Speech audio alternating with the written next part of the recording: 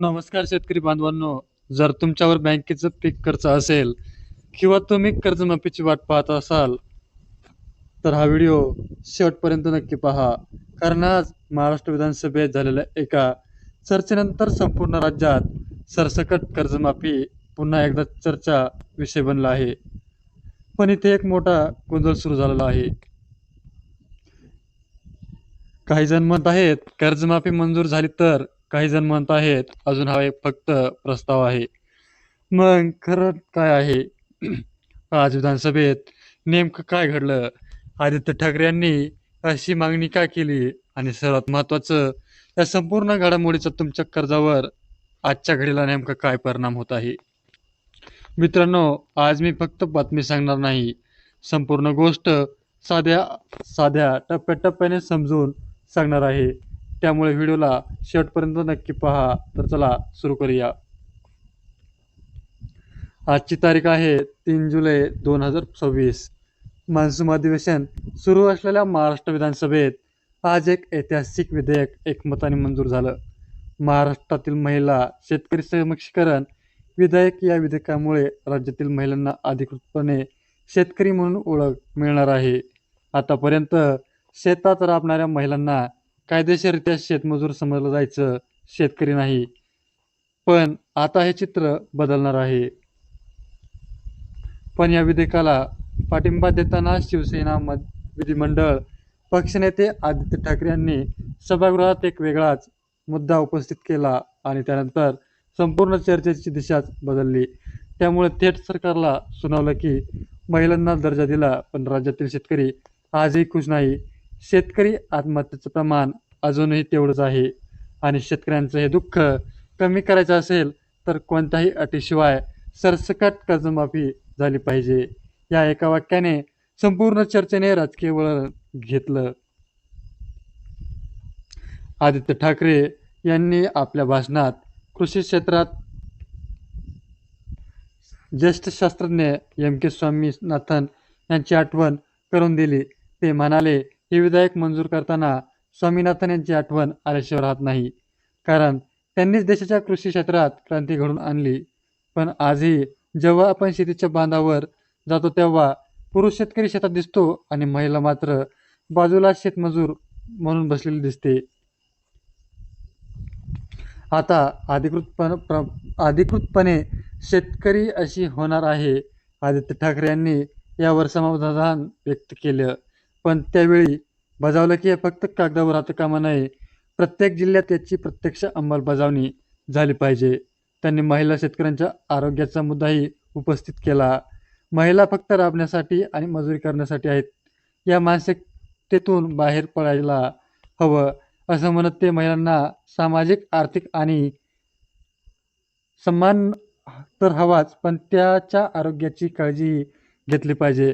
यासाठी त्यांनी थेट सूचना दिली की शेतात सॅनिटरी पॅड, वेटिंग मशीन उपलब्ध करून देता येतील का, याचा सरकारवर गांभीर्याने विचार करावा. आणि याच भाषणाच्या शेवटी त्यांनी सर्वात मोठी मागणी केली, शेतकऱ्यांची अटीशिवाय सरसकट कर्जमाफी.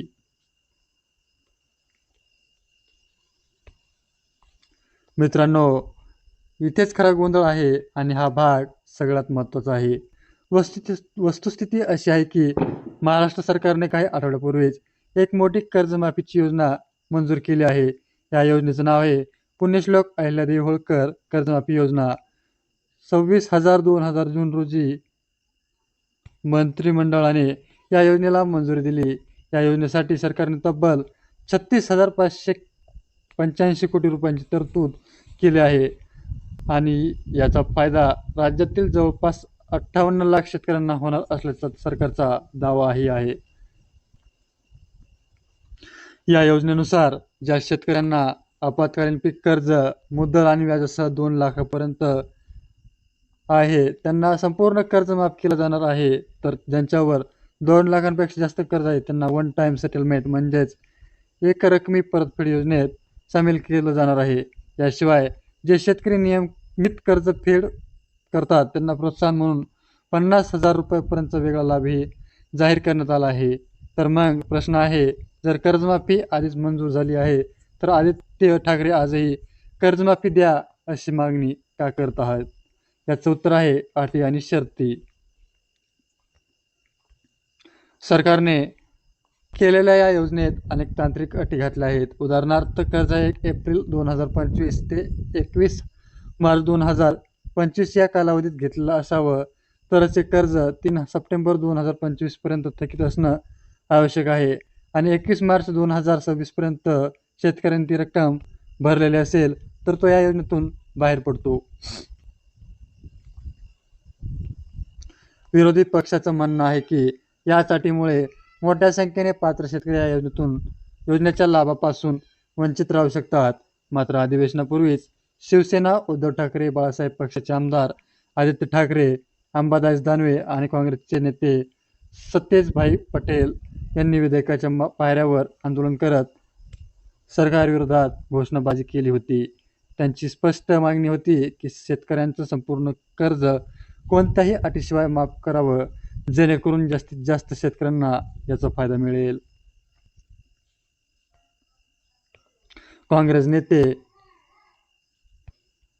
काँग्रेस विधिमंडळ पक्षनेते विजय वडेट्टीवार यांनीही यावर आक्रमक भूमिका घेतली आहे. त्यांच्या मते सरकार 58 लाख शेतकऱ्यांना लाभ मिळवणार असल्याचा जो दावा करत आहे तो प्रत्यक्षात फुगवलेला आहे. त्यांच्या अंदाजानुसार प्रत्यक्ष लाभार्थ्यांची संख्या 12 लाखांपेक्षा जास्त नसेल आणि यावर होणारा खर्चही सरकारच्या दाव्यानुसार खूप कमी असेल. म्हणजेच विरोधकाच्या मते ही घोषणा फक्त कागदापुरतीच आहे. प्रत्यक्ष योजनांपर्यंत तिचा पुरेसा फायदा होणारच नाही. आता दुसरी बाजू पाहूया. सरकारने अलीकडेच या योजनेत आणखी एक महत्त्वाचा बदल केला आहे. 2017 ते 2026 या काळात राबवलेल्या कर्जमाफीची योजना लाभ न मिळालेल्या जवळपास 5 लाख शेतकऱ्यांनाही आता याचाच योजनेत समाविष्ट करण्याचा निर्णय सरकारने घेतला आहे. यासाठी सरकारने आणखी 14,000 कोटी रुपयांची तरतूद केली आहे. त्यामुळे या योजनांची व्याप्ती आणखी वाढली आहे. मुख्यमंत्री देवेंद्र फडणवीस यांनी यापूर्वी असे संकेत दिले होते की 2 जून 2026 पर्यंत शेतकऱ्यांना कर्जमाफीचा प्रत्यक्ष लाभ मिळू शकतो. यासाठी एक स्वतंत्र अभ्यास समिती स्थापन करण्यात आली होती. सरकारची भूमिका अशी आहे की योजना पूर्णपणे व्यवहार्थ आणि पारदर्शी पद्धतीने राबवली जात आहे आणि टप्प्याटप्प्याने अधिक शेतकऱ्यांना त्यात सामावून घेतलं जात आहे. मित्रांनो, ही होती आजच्या विधानसभेतील शेतकरी कर्जमाफीची संपूर्ण गोष्ट. अगदी सोप्या भाषेत, कोणतीही राजकीय बाजू न घेता फक्त वस्तुस्थिती तुमच्यासमोर मांडली जाते. तुम्हाला काय वाटतं, ही कर्जमाफी खरंच शेतकऱ्यांपर्यंत पोहोचली की अटींच्या जाळ्यात अडकून राहिले? खाली कमेंटमध्ये नक्की सांगा. आणि अशाच महत्त्वपूर्ण तुमच्या आयुष्याशी थेट संबंधित बातम्या सोप्या भाषेत समजून घ्यायच्या असतील तर आत्ताच चॅनलला सबस्क्राईब करायला विसरू नका. भेटूया पुढील व्हिडिओ.